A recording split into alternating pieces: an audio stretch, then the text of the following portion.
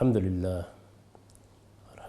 رب العالمین والصلاة والسلام علی محمد الامین اعوذ باللہ من الشیطان الرجیم بسم اللہ الرحمن الرحیم۔ خواتین و حضرات، ہم میزان حصہ دوم میں قانون معیشت کا مطالعہ کر رہے ہیں۔ اس میں تحریر و شہادت کی بحث جاری تھی اور میں آپ کے سامنے برہان کی ایک تحریر پیش کر رہا تھا۔ اس میں یہ چیز زیر بحث آ گئی تھی کہ اللہ تعالیٰ نے جرائم کے ثبوت کے لیے ہم پر کسی طریقے کی پابندی لازم نہیں ٹھہرائی۔ اس کی وضاحت کے بعد میں نے عرض کیا تھا کہ اس میں صرف دو مستثنیات ہیں۔ پہلی چیز پر گفتگو ہو گئی، اس کے بعد میں نے لکھا ہے دوم یہ کہ کسی معاشرے میں اگر قحبہ عورتیں ہوں، یعنی یہ دیکھیے وہی زنا زیر بحث ہے، یعنی قحبہ عورتیں بھی اسی لیے قحبہ کہلاتی ہیں کہ وہ بدکاری کرتی ہیں، تو وہی ایک جرم ہے جو زیر بحث ہے یہاں۔ دوم یہ کہ کسی معاشرے میں اگر قحبہ عورتیں ہوں تو ان سے نمٹنے کے لیے قرآن مجید کی روح سے یہی کافی ہے کہ 4 مسلمان گواہ طلب کیے جائیں۔ یعنی وہ عورتیں جو قحبہ گری کا پیشہ کرتی ہیں، اگر ان کو سزا دینی ہے تو کیا طریقہ اختیار کیا جائے؟ یہی کافی ہے کہ 4 مسلمان گواہ طلب کیے جائیں جو اس بات پر گواہی دیں کہ فلاں فی الواقع زنا کی عادی ایک قحبہ عورت ہے۔ یعنی یہ ظاہر ہے کہ اس وقت ہی ممکن تھا، ایک علاقے میں رہتے ہیں، چھوٹی سی بستی ہے، چھوٹا سا گاؤں ہے، 2-4 ہزار کی آبادی ہے، ہر شخص دوسرے سے واقف ہے، اس میں اس کا پورا امکان تھا کہ 4 گواہ مل جائیں جو کسی قحبہ عورت کے بارے میں اس اعتماد کے ساتھ گواہی دے سکیں۔ وہ اگر عدالت میں پوری ذمہ داری کے ساتھ یہ گواہی دیتے ہیں کہ ہم اسے قحبہ کی حیثیت سے جانتے ہیں، اور عدالت نقد و جرح کے بعد ان کی گواہی پر مطمئن ہو جاتی ہے، تو اس عورت کو سزا دے سکتی ہے۔ اس پر میں تفصیل کے ساتھ بحث کر چکا ہوں حدود و تعزیرات میں، یہاں صرف استثناء کے حوالے سے یہ چیز زیر بحث آئی ہے۔ اللہ تعالیٰ کا ارشاد ہے واللاتی یاتین الفاحشۃ من نسائکم فاستشہدوا علیہن 4 منکم فإن شہدوا فامسکوہن فی البیوت حتی یتوفاہن الموت او یجعل اللہ لہن سبیلا۔ اور تمہاری عورتوں میں سے جو بدکاری کرتی ہیں، یعنی قحبہ گری کرتی ہیں، ان پر اپنے اندر سے 4 گواہ طلب کرو، پھر اگر وہ گواہی دے دیں تو ان کو گھروں میں بند کر دو یہاں تک کہ موت انہیں لے جائے یا اللہ ان کے لیے کوئی راہ نکال دے۔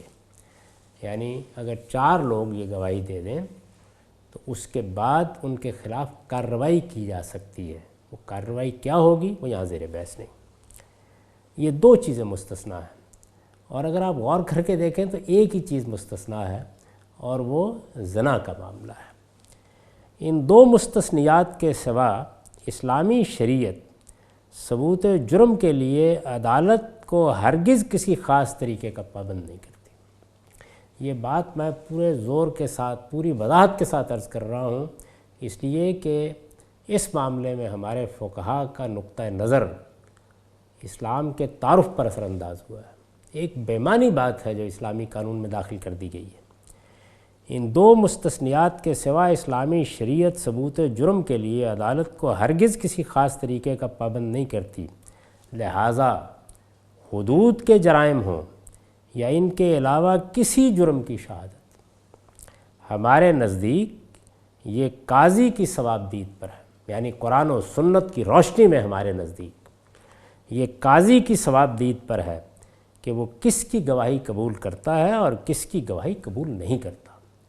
یعنی یہ سر تسر جج پر ہے، قاضی پر ہے، اس کو انصاف دینا ہے، اس کی ذمہ داری ہے، اسے دیکھنا ہے کہ کون سی چیز قابل قبول ہے۔ اس میں عورت اور مرد کی تخصیص نہیں ہے۔ عورت اگر اپنے بیان میں الجھے بغیر واضح طریقے پر گواہی دیتی ہے تو اسے محض اس وجہ سے رد نہیں کر دیا جائے گا کہ اس کے ساتھ کوئی دوسری عورت یا مرد موجود نہیں ہے، اور مرد کی گواہی میں اگر اضطراب و ابہام ہے تو اسے محض اس وجہ سے قبول نہیں کیا جائے گا کہ وہ مرد ہے، یعنی گواہی کو اس کے میرٹ پر دیکھا جائے گا۔ اس لیے یہ بالکل ایک لایانی بات ہے کہ اسلامی شریعت میں عورتوں کی گواہی عادی مانی گئی ہے، ہرگز نہیں، یہ زیر بحث ہی نہیں۔ عدالت اگر گواہوں کے بیانات اور دوسرے قرائن و حالات کی بنا پر مطمئن ہو جاتی ہے کہ مقدمہ ثابت ہے تو وہ لا محالہ اسے ثابت قرار دے گی، اور وہ اگر مطمئن نہیں ہوتی تو اسے یہ حق بے شک حاصل ہے کہ 10 مردوں کی گواہی کو بھی قبول کرنے سے انکار کر دے، یعنی یہ فیصلہ عدالت کو کرنا ہے۔ یہی معاملہ غیر مسلموں کی گواہی کا بھی ہے، یعنی اب اس طرح کی معاندت کی صورتحال نہیں ہے جو اس وقت مدینے میں تھی۔ اس وجہ سے یہاں بھی یہ قاضی کو دیکھنا ہے کہ وہ کیا اس گواہی کو قبول کرتا ہے یا قبول نہیں کرتا۔ یہاں یہ واضح رہے کہ ہمارے فقہا کی رائے اس معاملے میں مختلف ہے۔ ابن رشد اپنی شورۂ آفاق کتاب بدایت المجتہد میں لکھتے ہیں، یہ اب ایک لمبا اقتباس ہے جس میں انہوں نے فقہا کی آراء نقل کی ہیں۔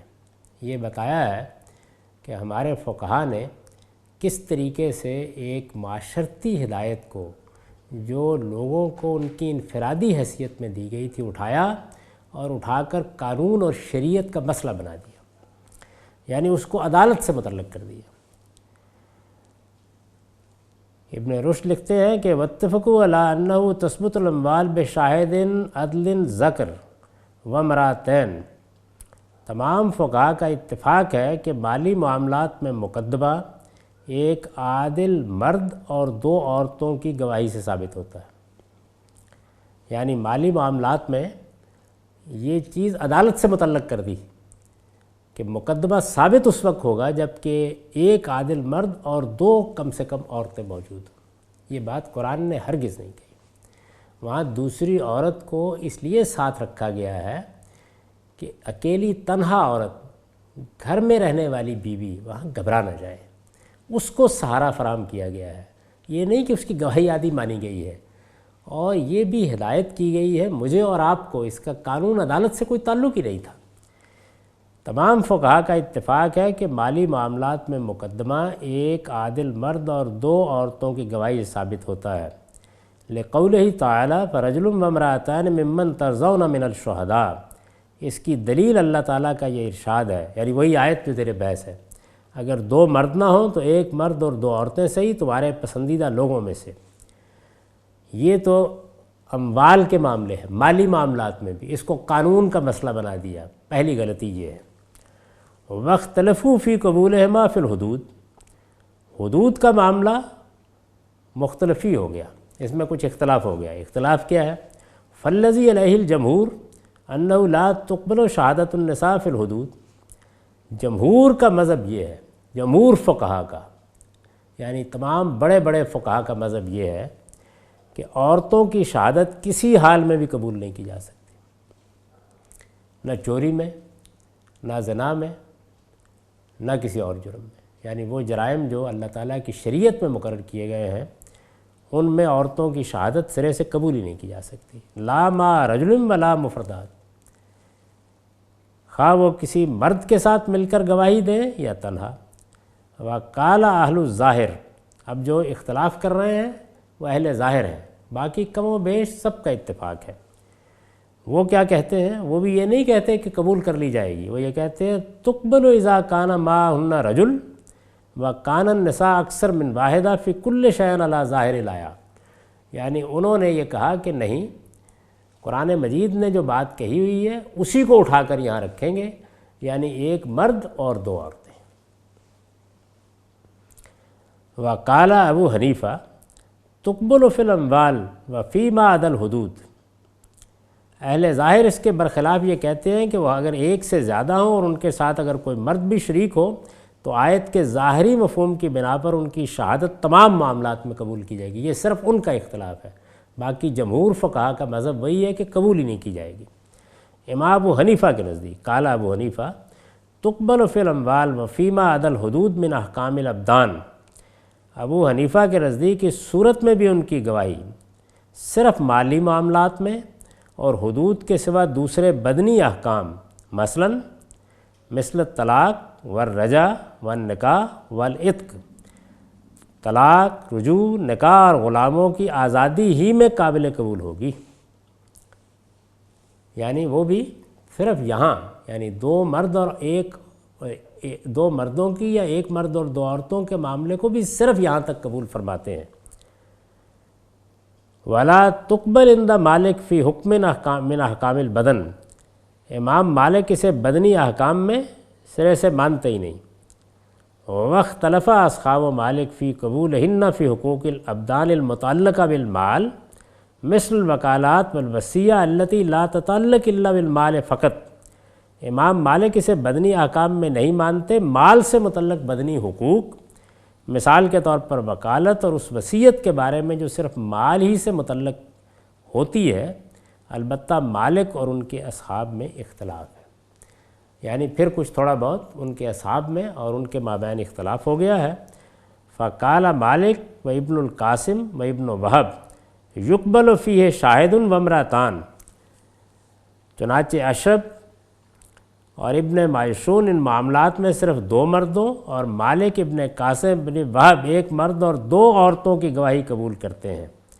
فقال مالک و ابن القاسم و ابن وہب یقبل فیہ شاہد و امرأتان، وقال اشرف و ابن المایشون لا یقبل فیہ الا رجلان۔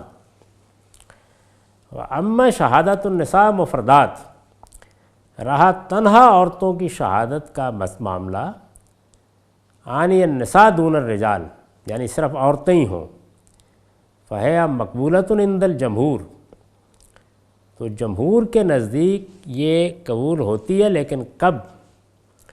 فی حقوق الابدان التی لا یطلع علیہ الرجال غالباً مثل الولادہ والاستحلال و عیوب النساء، جمہور کے نزدیک صرف ان بدنی حقوق میں قبول کی جائے گی جن پر مرد عام حالات میں کسی طرح مطلع نہیں ہو سکتے، مثلا عورتوں کے عیوب، ولادت اور پیدائش کے وقت بچے کا رونا۔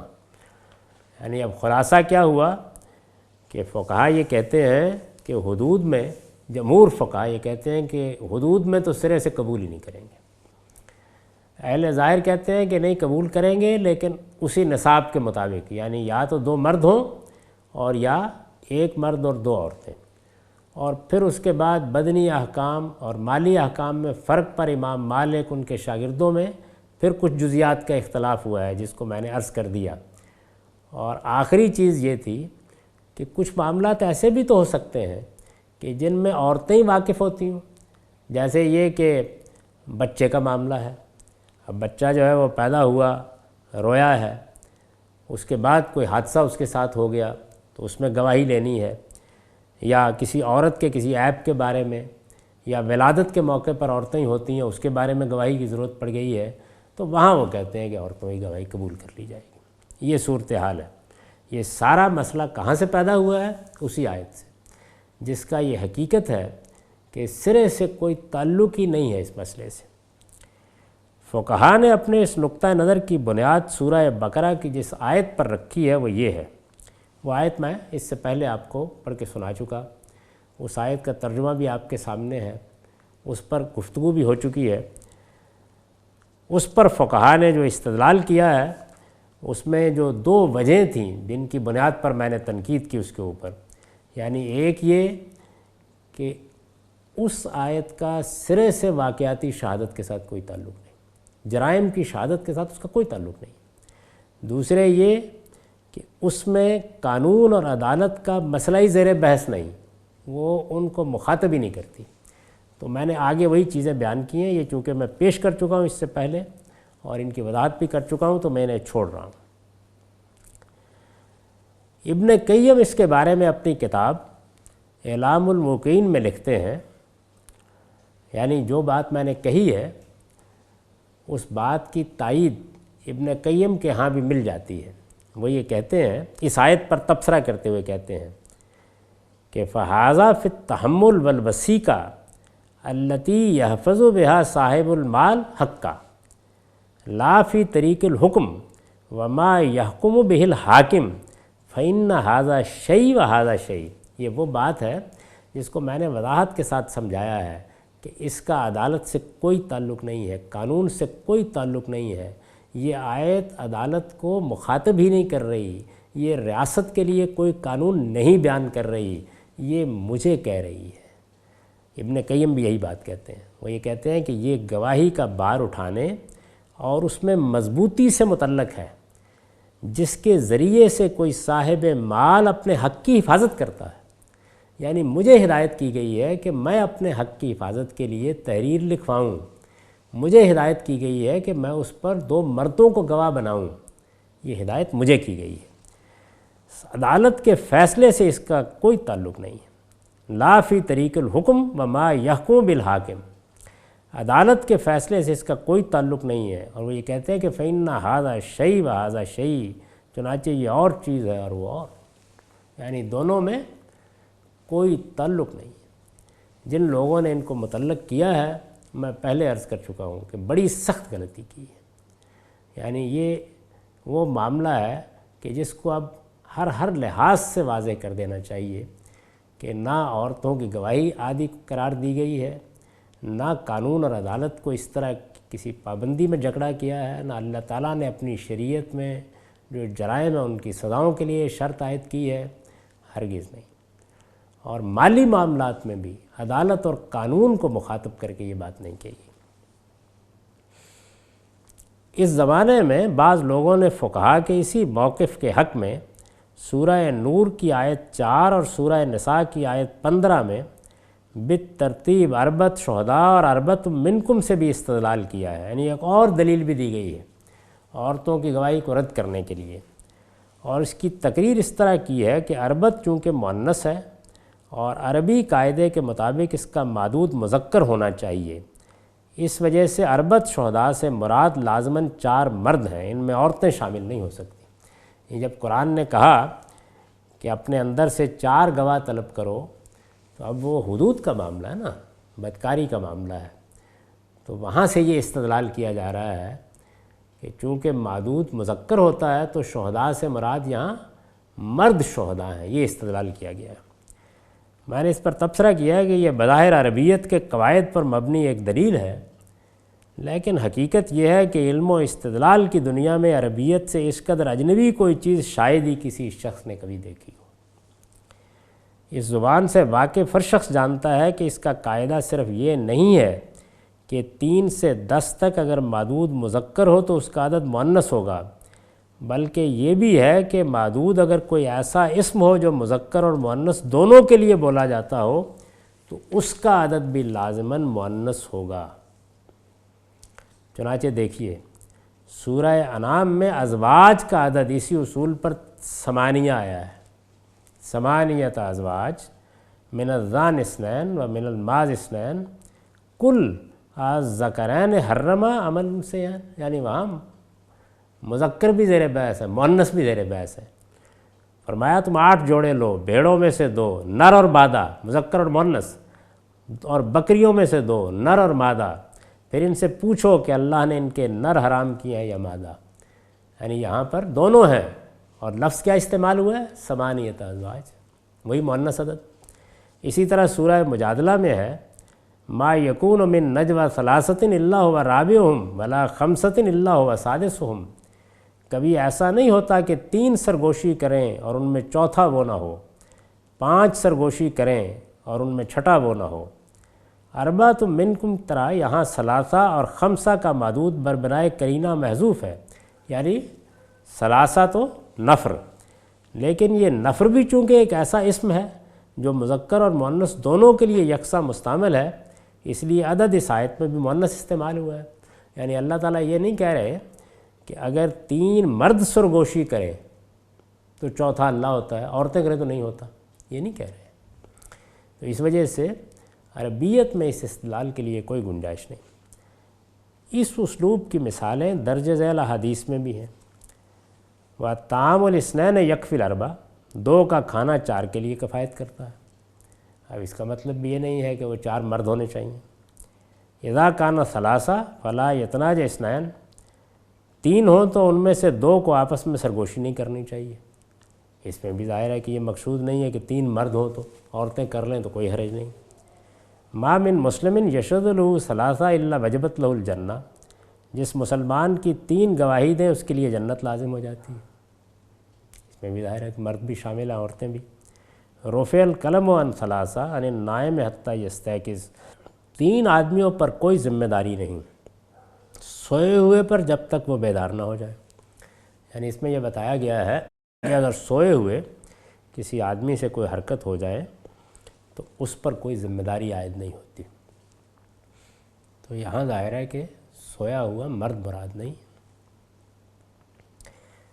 ان احادیث میں بھی دیکھ لیجئے، اربت، ثلاثہ، یہ دونوں عدد مؤنث ہیں، لیکن زبان و بیان کے اسالیب سے کیا واقف کوئی شخص کیا یہ کہہ سکتا ہے کہ ان سے مراد صرف مرد ہیں، یا عورتیں ان میں کسی طرح شامل قرار نہیں دی جا سکتی؟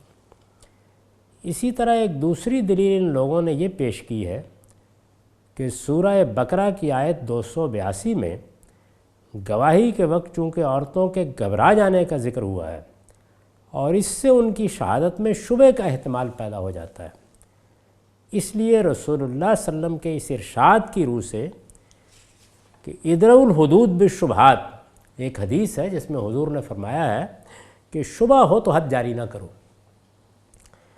اس لیے رسول اللہ صلی اللہ علیہ وسلم کے اس ارشاد کی روح سے کہ ادرؤ الحدود بالشبہات، شبہ ہو تو حد جاری نہ کرو، ان کی شہادت پر تعزیر کے طور پر کوئی سزا تو دی جا سکتی ہے، لیکن حد کی سزا کسی حال میں بھی نافذ نہیں کی جا سکتی۔ یعنی پہلے یہ روایت بیان کی کہ ادرؤ الحدود بالشبہات، شبہ ہو تو حد نہ لگاؤ، پھر اس سے استدلال کیا ہے ہمارے زمانے میں بعض لوگوں نے کہ عورت کی شہادت میں شبہ پیدا ہو جاتا ہے، اسی لیے تو 2 عورتوں کے بارے میں کہا ہے۔ چنانچہ اس سے یہ نتیجہ نکلا کہ عورت کی شہادت سے حد نہیں لگائی جاتی، یہ استدلال ہے۔ میں نے اس پر بھی تبصرہ کر دیا ہے، یہ دلیل بھی اگر غور کیجئے تو بالکل بے معنی ہے۔ اولاً اس لیے کہ عورت گواہی کے وقت اگر گھبرا جائے گی اور عدالت محسوس کرے گی کہ اس کی گواہی اس سے متاثر ہوئی ہے تو وہ کسی خاص مقدمے میں جہاں یہ معاملہ پیش آ جائے اس گواہی کو رد کر سکتی۔ اور میں اس سے پہلے عرض کر چکا کہ یہ معاملہ کسی مرد کے ساتھ بھی ہو سکتا ہے، لیکن اس سے یہ نتیجہ آخر کس طرح نکلا کہ قانون کی کتاب میں یہ دفعہ ہمیشہ کے لیے ثبت کر دی جائے کہ اب عورتوں کی شہادت ہی قبول نہیں کی جا سکتی۔ وہ گھبرا سکتی ہے، اس احتمال کو ہم تسلیم کر لیتے ہیں، لیکن اس کے مقابلے میں اتنا ہی قوی احتمال کیا یہ بھی نہیں ہے کہ وہ بغیر کسی گھبراہٹ کے پورے اعتماد کے ساتھ اپنی گواہی عدالت میں پیش کر دے؟ قرآن نے اگر کہا ہے تو یہ کہا ہے کہ مبادا وہ گھبرا جائے، یہ تو نہیں کہا کہ وہ بہرحال گھبراتی ہے یا وہ لازماً گھبرائے گی۔ احتمال ہر حال میں احتمال ہے، اسے یقین اور قطعیت میں بدل کر ایک قاعدہ کلیہ کی بنیاد آخر کس منطق کی روح سے بنایا جائے گا؟ یعنی اس میں جو چیز استنباط کی گئی ہے وہ حقیقت میں استنباط کی ہی نہیں جا سکتی۔ اور میں اس سے پہلے اس جانب بھی توجہ دلا چکا ہوں کہ وہاں عورتوں کے بارے میں یہ بات ان کے اس وقت کے حالات کے لحاظ سے کہی گئی ہے، یعنی اس کا تعلق کسی ابدی ہدایت سے نہیں ہے۔ ابدی ہدایت یہ ہے کہ اپنے مال کی حفاظت کے لیے، نزاع سے بچنے کے لیے گواہ کراؤ اور تحریر لکھو۔ باقی جتنی چیزیں فرمائی ہیں وہ سب کی سب اصل میں صورتحال سے متعلق ہے۔ صورتحال تبدیل ہو جائے گی، ان کی نوعیت بھی بدل جائے گی۔ ثانیاً اس لیے، یعنی یہ تو پہلی بات ہوئی، اس لیے کہ ادرؤ الحدود بالشبہات کے معنی یہ نہیں ہے اور نہیں ہو سکتے کہ شبہ ہو تو صرف حد روک دی جائے، یعنی اس جملے کے معنی ہی غلط متعین کیے گئے ہیں، بلکہ یہی ہے اور یہی ہو سکتے ہیں کہ شبہ ہو تو سزا روک دی جائے۔ حد کا لفظ یہاں یعنی اس حدیث میں باصطلاح فقہا نہیں بلکہ محض سزا کے لیے استعمال ہوا ہے، یعنی یہاں یہ ہوا ہے وہ مغالطہ ہے، یہ جس کو منطق کی اصطلاح میں کہا جاتا ہے کہ آج کی ایک بات کو بعد کے ایک فہم کو اس دور میں داخل کر دیا گیا ہے۔ قرآن مجید میں رسالت مآب صلی اللہ علیہ وسلم کی احادیث میں حد کا لفظ فقہی اصطلاح میں استعمال ہی نہیں ہوا۔ حد کا لفظ یہاں باصطلاح فقہا نہیں بلکہ محض سزا کے لیے استعمال ہوا ہے۔ رسول اللہ صلی اللہ علیہ وسلم کا یہ ارشاد اخلاقیات قانون کے اس مسلمہ اصول پر مبنی ہے کہ شبہ ہو تو جرم چونکہ ثابت ہی نہیں ہوتا، اس وجہ سے مجرم کو کوئی سزا بھی نہیں دی جا سکتی۔ یہ بات ہے جو حضور نے فرمائی ہے، یہ دنیا بھر میں مانی جاتی ہے کہ جرم کو بیانڈ ڈاؤٹ ثابت ہونا چاہیے، شبہ ہو تو سزا نہیں دی جا سکتی۔ لہٰذا یہ حضرات اگر یہ کہتے ہیں کہ عورت کی شہادت سے تعزیر نافذ ہو سکتی ہے، یہ کہتے ہیں، تو اس کے معنی یہ ہے کہ اس سے جرم ثابت ہو جاتا ہے۔ لیکن جرم اگر ثابت ہو جاتا ہے تو پھر حد کیوں نہیں؟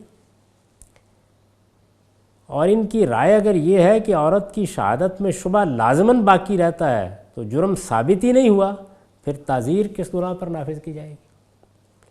جرم کے معاملے میں یہ بالکل قطعی ہے کہ وہ کبھی 10 یا 20 یا 90 اور 99% ثابت نہیں ہوتا۔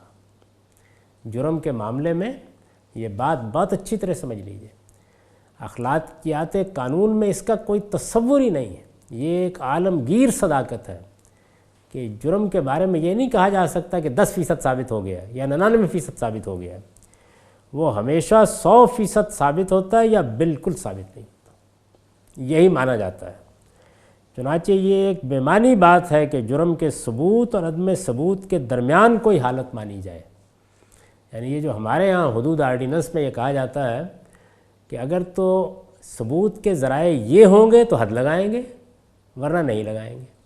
یہ حقیقت ہے کہ اس سے زیادہ کوئی بے معنی چیز زمین پر وجود میں نہیں آ سکتی۔ چنانچہ یہ ایک بے معنی بات ہے کہ جرم کے ثبوت اور عدم ثبوت کے درمیان کوئی حالت مانی جائے اور پھر یہ کہا جائے کہ جرم اگر اتنا ثابت ہو تو حد، اور اتنا ثابت ہو تو اس پر تعزیر جاری کی جائے گی۔ جرم کی نوعیت اور مجرم کے حالات کی رعایت سے سزا میں فرق تو بے شک کیا جا سکتا ہے۔ یعنی اگر کسی جرم کی کوئی ایک ہی سزا ہے تو وہ ظاہر ہے کہ انتہائی سزا ہوگی، اس میں تو فرق کیا جائے گا کہ جرم کی نوعیت یا مجرم کے حالات، یعنی جرم ثابت ہو گیا ہے اب اسے رعایت دی جا رہی ہے، یہ بالکل اور چیز ہے۔ جرم کی نوعیت اور مجرم کے حالات کی رعایت سے سزا میں فرق تو بے شک کیا جا سکتا ہے، لیکن ثبوت کی نوعیت بھی اس فرق کی بنیاد بن سکتی ہے۔ عقل سلیم پوری شدت کے ساتھ اسے رد کرتی اور فطرت انسانی پوری قوت کے ساتھ اسے ماننے سے انکار کرتی ہے۔ یعنی یہ چیز کسی طرح بھی تسلیم نہیں کی جا سکتی۔ یہ میں نے ان دلائل پر تبصرہ کر دیا ہے جو اس معاملے میں پیش کیے جاتے ہیں، یہ بالکل بے معنی دلائل ہیں، ان کی کوئی حقیقت نہیں ہے۔ بنیادی طور پر ہمارے فقہا نے آیت کو بالکل غلط محل پر رکھ دیا ہے، اور پھر اس کے بعد جو جمود پیدا ہوا اور جس طرح کی صورت ہو گئی اس میں نظر ثانی نہیں کی گئی۔ ابن قیم نے جو کچھ لکھ دیا ہے میں نے عرض کر دیا ہے کہ وہ بالکل وہی بات کہہ رہے ہیں جو میں نے آپ کی خدمت میں عرض کی ہے کہ اس آیت کا جس سے استدلال کیا جا رہا ہے قانون اور عدالت کے ساتھ سرے سے کوئی تعلق ہی نہیں ہے۔ اس کے ساتھ بحث کا اتنا حصہ تو پایہ تکمیل کو پہنچ گیا، لیکن وصیت کی شہادت کے بارے میں جو احکام قرآن مجید نے دیے ہیں ان کا مطالعہ ابھی باقی ہے، وہ ہم اگلی نشست کے لیے اٹھا رکھتے ہیں۔ اقول قولی ھذا واستغفر اللہ لی ولکم ولسائر